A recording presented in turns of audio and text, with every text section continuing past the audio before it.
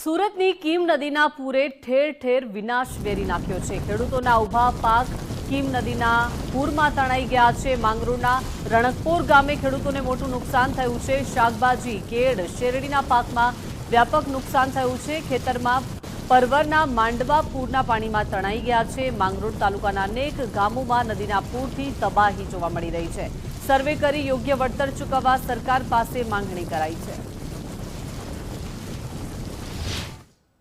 કીમ નદીમાં આવેલા ઘોડાપુરે ખેડૂતોને રડાવ્યા છે, કારણ કે જે પ્રમાણે કીમ નદીમાં ઘોડાપુર આવ્યું હતું ત્યારે જે ખેડૂતો છે ખેડૂતોના મોટા પાકને નુકસાન થયું છે। આ દ્રશ્યો બતાવવાનો પ્રયાસ કરીશ। માંગરોળના રણકપુર ગામના દ્રશ્યો છે।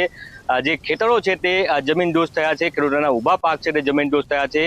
મહત્વનું છે કે કીમ નદીમાં ઘોડાપુર આવ્યું હતું, તેના કારણે મોટા પ્રમાણમાં નુકસાન છે તે થયું છે, ત્યારે ખેડૂતોએ પણ નુકસાન વેઠવાનો વારો છે તે આવ્યો છે।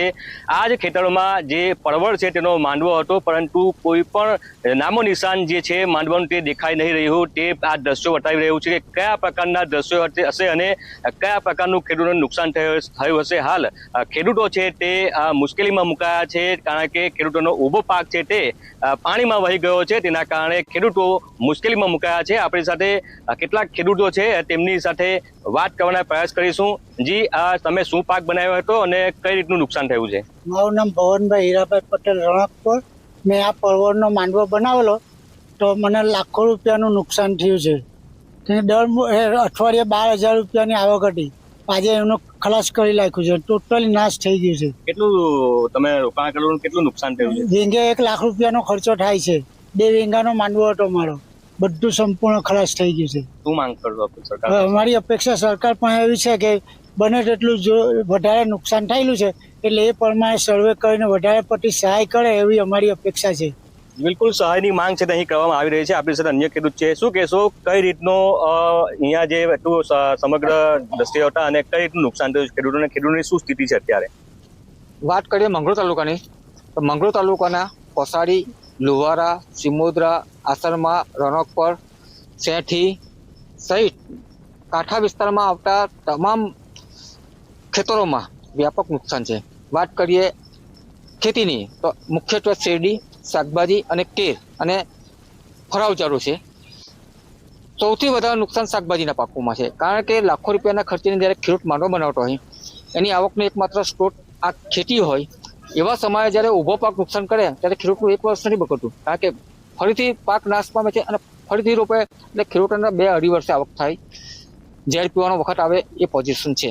સરકારશ્રી દ્વારા નુકસાનના વળતરની ફોર્મ ભરવા માટે છે, એને અમે આવકારીએ છીએ, પરંતુ વળતરની જે રકમ નક્કી કરવામાં આવે છે એ નુકસાનના પ્રમાણમાં ઘણી ઓછી હોય છે।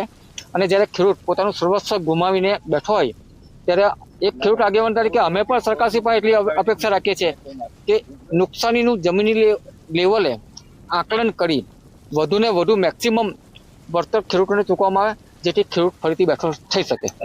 શું કહેશો તમે, કીમ નદીમાં ઘોડાપુર આવ્યું હતું, કેવા દ્રશ્યો હતા, કેવી પરિસ્થિતિ હતી અને હાલ શું પરિસ્થિતિ છે? કીમ નદીમાં પુષ્કળ પ્રમાણમાં ઘોડાપુર આવ્યું હતું, એમાં ખેડૂતોને પાક સંપૂર્ણપણે નાશ પામવામાં આવેલો છે।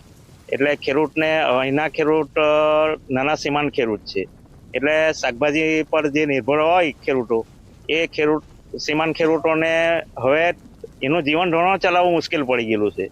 એટલે સરકાર પાસે અમે એવી અપેક્ષા રાખીએ છીએ કે સરકાર વ્યવસ્થિત વળતર આપે અને આ નાના ખેડૂતોને સહાયરૂપ થાય એવી અમારી અપેક્ષા છે। જી બિલકુલ સહાયની માંગ કરવામાં આવી છે। ફરી દ્રશ્યો છે તે બતાવવાના પ્રયાસ કરીશ। આપ દ્રશ્યો જોઈ શકો છો, બાજુમાંથી જ કીમ નદી છે તે પસાર થાય છે અને કીમ નદીમાં ઘોડાપુર આવ્યું હતું, તેના કારણે આ એક ખેતર નહીં અનેક ખેતરો છે તેને તરબોળ કર્યા હતા। જે નદીનો પ્રવાહ છે ત્યાં આ ખેતરોમાંથી પસાર થયો હતો, તેના કારણે જે ખેડૂતોનો શાકભાજી, ફળ તેમજ જે શેરડીનો પાક છે તે આખો જમીનદોસ્ત થઈ ગયો છે, તેના કારણે આ પરિસ્થિતિ છે તે સર્જાય છે। આ એક ગામ નથી, આ નદી કિનારે કીમ નદી કિનારે આવતા આ અનેક ગામોમાં આ પરિસ્થિતિ સર્જાય છે, ત્યારે ખેડૂતોના ઊભા પાકને મોટું નુકસાન થતા ખેડૂતો છે તે મુશ્કેલીમાં મુકાયા છે। હાલ ખેડૂતો સરકાર પાસે સર્વે કરી યોગ્ય વળતર મળે તેવી માંગ છે તે કરી રહ્યો છે। ઉદય જાદવ, ગુજરાત ફર્સ્ટ, સુરત।